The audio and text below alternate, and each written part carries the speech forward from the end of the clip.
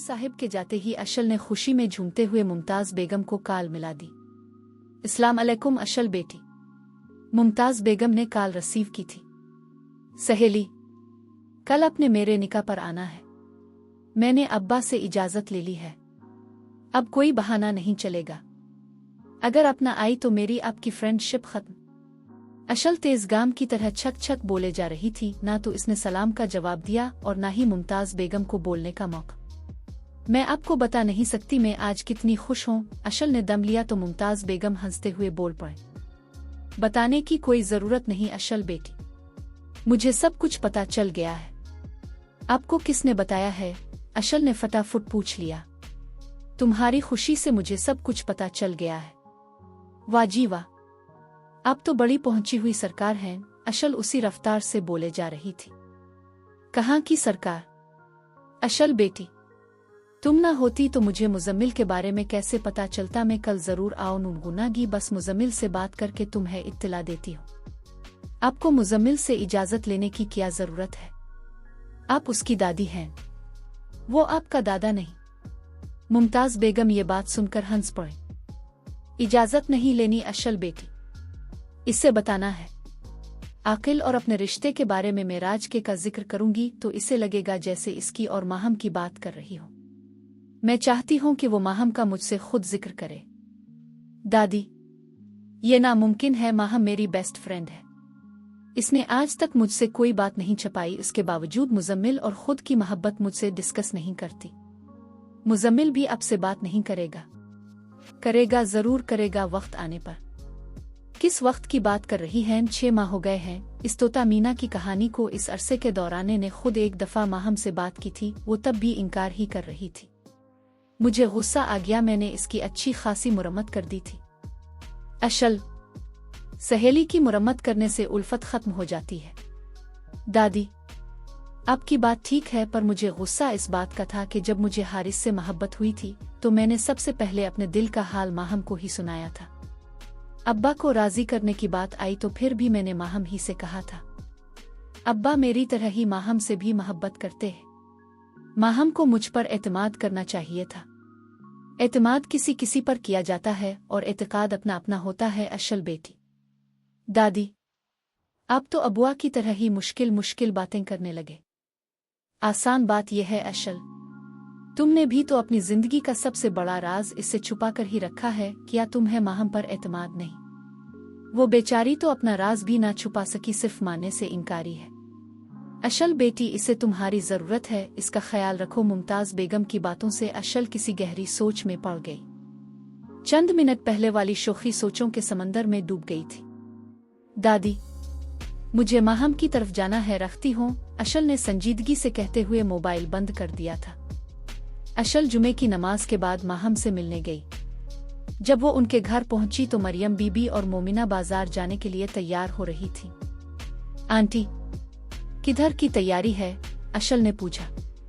तुम्हारी सास ने मुझे और मोमिना को जबरदस्ती अपने साथ तैयार कर लिया है, बाजार तक जा रहे हैं। अशल आपी, अब भी चुल्लू हमारे साथ, हारिस भाई भी साथ ही हैं। मोमिना ने अशल से कहा ही था। हार्न की आवाज कानों में पड़ी, सबका ध्यान उधर गया। बड़ी लंबी उम्र है अपने हारिस भाई की, और मोमिना ने शरारती अंदाज में कहा था। मरियम बीबी अशल के साथ मोमिना की बेतकल्लुफी नोट कर रही थी। मोमिना, मरियम बीबी ने डांटते हुए मोमिना को टोका था। अशल तुमसे बड़ी है, तुम्हारा मजाक बनता नहीं। चुल्लू, हारिस इंतजार कर रहा है। अशल तुम आओ और गेट बंद कर लो। आंटी, माहम आपके साथ नहीं जा रही? अशल ने जानते हुए भी ऐसे ही पूछ लिया था। पहले कौन सा वो बाजार जाती है? फरीज में खीर रखी है, वो निकाल कर उसके कमरे में ले जाओ, खुद भी खाओ और इसे भी खुला देना। मरियम बीबी सहम में से गुजरते हुए अशल को हिदायत दे रही थी। दरवाजे पर पहुंचकर अशल रुक गई। मरियम बीबी और मोमिना गाड़ी में बैठ गई। अशल ने आधे खिले गेट से ही हारिस का दीदार कर लिया था। हारिस बेखबर था अशल की मौजूदगी से। अशल आपी गेट बंद कर लो, और मोमिना ने गाड़ी में बैठकर जानबूझकर ही सदा लगा दी थी। अशल का नाम सुनकर हारिस के कान खड़े हो गए थे। तब तक वो गाड़ी चला चुका था और अशल ने गेट भी बंद कर लिया था। मरियम बीबी ने एक बार फिर मोमिना को घूरी डाली थी, जो कि हारिस के साथ फ्रंट सीट पर बैठी थी। मरियम बीबी अपनी सहेली हलीमा के साथ पिछली सीट पर बैठी थी। वाह जी वाह, क्या टीसीटी खीर बनाई है आंटी जी ने अशल खीर खाते हुए इस पर तबसरा कर रही थी। माहम ने देखा तो हल्का सा मुस्कुराई। टेस्ट तो करो, थोड़ी सी डाल कर दूं? अशल ने खुलूस से पूछा था। मेरा दिल नहीं चाह रहा। इमाम ने फीकी मुस्कुराहट का सहारा लेते हुए खीर खाने से इनकार कर दिया था। मैं काफी दिनों से नोट कर रही हूँ, तुम बुझी बुझी सी हो। Any problem? तुम्हारा वहम है, ऐसा तो कुछ नहीं, माहम ने फीका सा जवाब दिया। कल मेरा निकाह है। यू नौकहन है मेरी वो बेस्ट फ्रेंड जिसने मेरी मंगी पर इतनी रौनक लगाई थी। अशल ने खीर की खाली प्याली मेज पर रखी और मुतलाशी निगाह माहम के चेहरे पर डाली। माहम, तुम्हें एक बात बताती हूँ, तुम पहले खुशबू की तरह थी, जहाँ भी जाती खामोशी के बावजूद अपनी खुशबू छोड़ आती। अब तुम अंदर ही अंदर से सुलग रही हो। ऐसे मत देखो, दीवानों की तरह, अशल ने रूखे लहजे में कहा ही था। माहम ने मस्खरों की तरह हंसना शुरू कर दिया। अशल को इसकी हंसी पर शदीद गुस्सा आ गया था। गो टू हेल, अशल ये कहते हुए गुस्से से उठी और कमरे से जाने लगी। माहम ने बढ़कर उसकी कलाई थामते हुए कहा, सॉरी अशल। अशल ने जल्दी से माहम की पेशानी पर अपना दूसरा हाथ रखा ही था, इसका गुस्सा परेशानी की शक्ल इख्तियार कर गया। तुम्हें तो तेज बुखार है, तुमने मुझे बताया क्यों नहीं? तुम लेट जाओ, मैं अब्बा से दवाई लेकर आती हूँ। अशल ने माहम को बेड पर लिटा दिया और खुद जाने लगी थी। अशल, बैठ जाओ, दवाई मैंने थोड़ी देर पहले ही खाई है। माहम जो कि लेटी हुई थी उठी और बेड की बैक से टेक लगाकर बैठ गई। अशल ने राइटिंग टेबल वाली कुर्सी घसीटकर माहम के बिल्कुल सामने रखी और उस पर वो भी बैठ गई। अशल, मैं तुमसे बहुत कुछ कहना चाहती हूँ। चंद माह पहले भी कोशिश की थी लेकिन कह नहीं पाई। कभी कभी मुझे ऐसे लगता है जैसे तुम्हें मेरे किरदार पर शक हो। मैं अपने आप को पारसा तो नहीं समझती, एक गुनहगार बंदी हूँ। जाने अनजाने और बेख्याली को छोड़ के एक बात औसौक से कहती हूँ, मेरे जिस्म को आज तक सिर्फ एक मर्द ने छुआ है। बीनिश की बारात वाले दिन सब कुछ तुम्हारी आंखों के सामने ही हुआ था। मेरा खुदा जानता है इसमें मेरी कोई बदनीयती हरगिज शामिल नहीं थी, वो सब कुछ इत्तेफाकन हो गया था। इस गलती के लिए मैं रबी कबा के सामने बड़ा गिड़गिड़ाती हूँ। माहम बात करते करते खामोश हो गई। अशल मुजस्समा बनी इसको देख रही थी। अशल, मुझे थोड़ा पानी पिला दो। और माहम ने कहा ही था कि अशल ने साइड टेबल पर गिलास और पानी की बोतल पर नजर डाली। बोतल के पेंदे में चंद कतरे पानी ही था।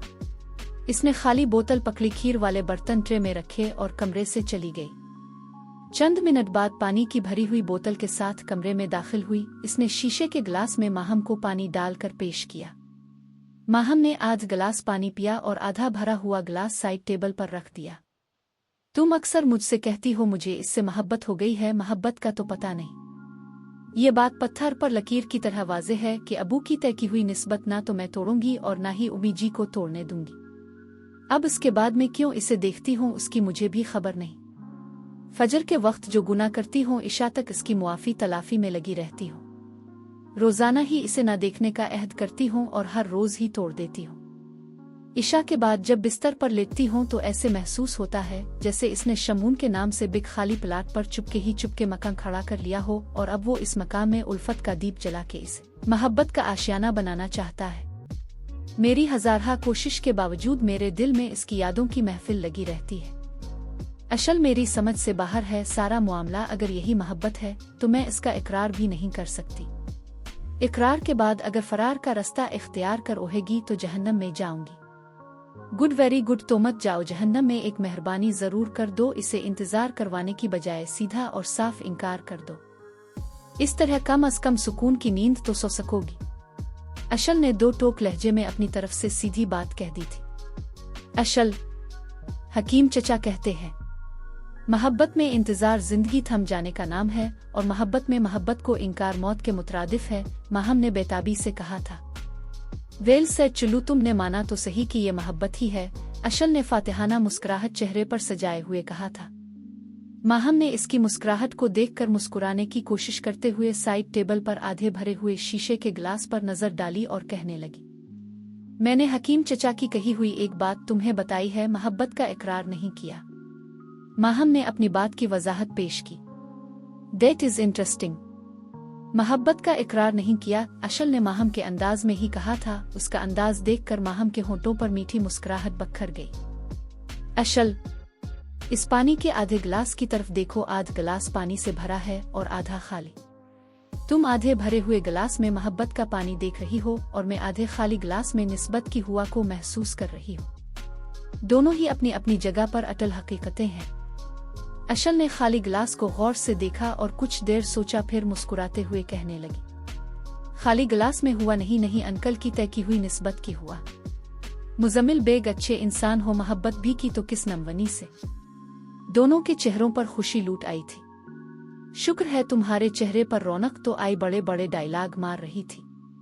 माहम चौधरी, मुझे तुम्हारे किरदार और हया पर कोई शक नहीं है। माइंड इट, वो तुम्हें देखता है, तुम इसे देखती हो, दिल में सवाल तो उठेंगे। जब वो मुझे देखता है तो इसकी नजरों पर हया का गिलाफ होता है। इसकी नजरों से मेरे चेहरे को चुभन महसूस नहीं होती, बल्कि एक लम्स का एहसास होता है। वाजीवा कुर्बान जाऊं, तुम्हारी मंतिक पर कोई और सुनेगा तो लतीफा समझकर हंस देगा। तुम अपनी बताओ, दूसरों को छोड़ो। खैर, मुझे तो तुम्हारी फिक्र है, तुम्हें हो ना हो कल मेरा निकाह है, अशल ने जोर देकर कहा था। पता है, आज की माजरत कल की रात तुम्हारे साथ ही गुजारूंगी। और माहम ने जवाब दिया, कल अच्छे से तैयार होना, मुजम्मिल बेग की दादी भी आ रही हैं, अशल ने इत्तला दी। अशल की बात सुनकर माहम सोच में पड़ गई। चंद लम्हों बाद मुंह में बोली, मुजम्मिल बेग की दादी?